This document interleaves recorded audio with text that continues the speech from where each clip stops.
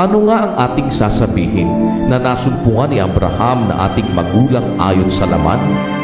Sapagkat kung si Abraham ay inaring ganap sa pamamagitan ng mga gawa, ay mayroon sana siyang ipagmamapuri, datapwat hindi sa Diyos. Sapagkat ano ang sinasabi ng kasulatan?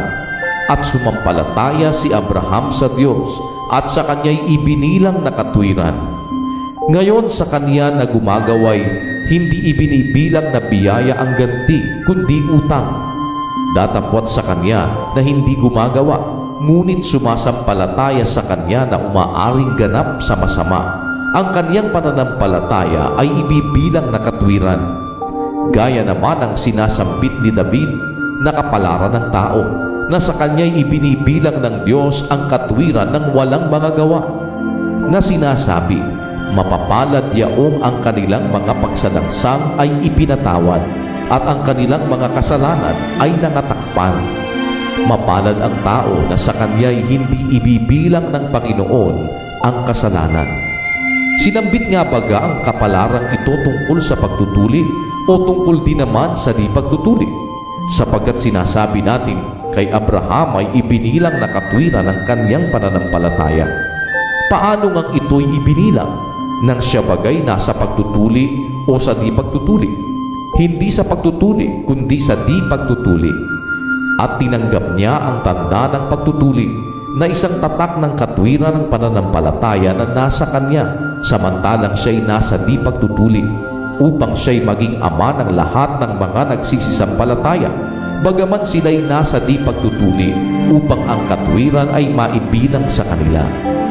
At ang ama ng pagtutuli nila na hindi lamang sa pagtutuli, kundi pati naman sa mga nagsisilakad sa mga bakas niyong pananampalataya ng ating amang si Abraham, na nasa kanya nang siya'y nasa di pagtutuli.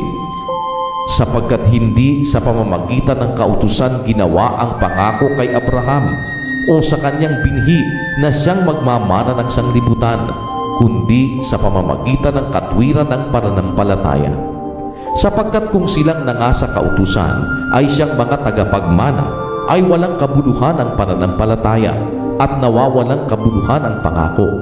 Sapagkat ang kautusan ay gumagawa ng galit, datapwat kung saan walang kautusan ay wala ring pagsalangsan. Dahil dito'y sa pananampalataya upang maging ayon sa biyaya, upang ang pangako ay lumagi sa lahat ng binhi, hindi lamang sa nasa kautusan, kundi pati naman sa nasa pananampalataya ni Abraham na ama nating lahat.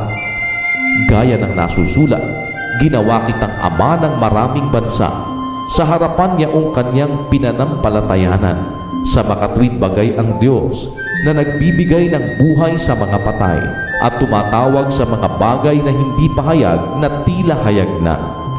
Siya na sumampalataya na nasa pag-asa laban sa pag-asa, upang maging ama ng maraming bansa ayon sa sabi, magiging gayon ang iyong binhi.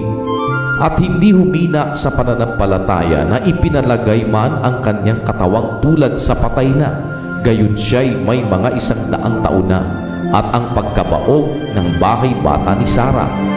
Kundi sa pagtingin niya sa pangako ng Diyos ay hindi nag-alinlangan sa pamamagitan ng di pananampalataya, kundi lumakas ng lumakas sa pamamagitan ng pananampalataya na niluluwalhati ang Diyos.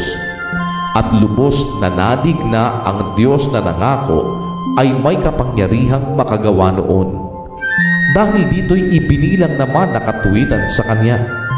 Ngayoy hindi lamang dahil sa Kanya isinulat na sa Kanya'y ibinilang, kundi dahil din naman sa atin na ibibilang sa ating mga nagsisisampalataya sa Kanya na bubuhay na maguli sa mga patay kay Jesus na ating Panginoon, na ibinigay dahil sa ating mga kasuwayan at binuhay na maguli sa ika-aaring ganap natin.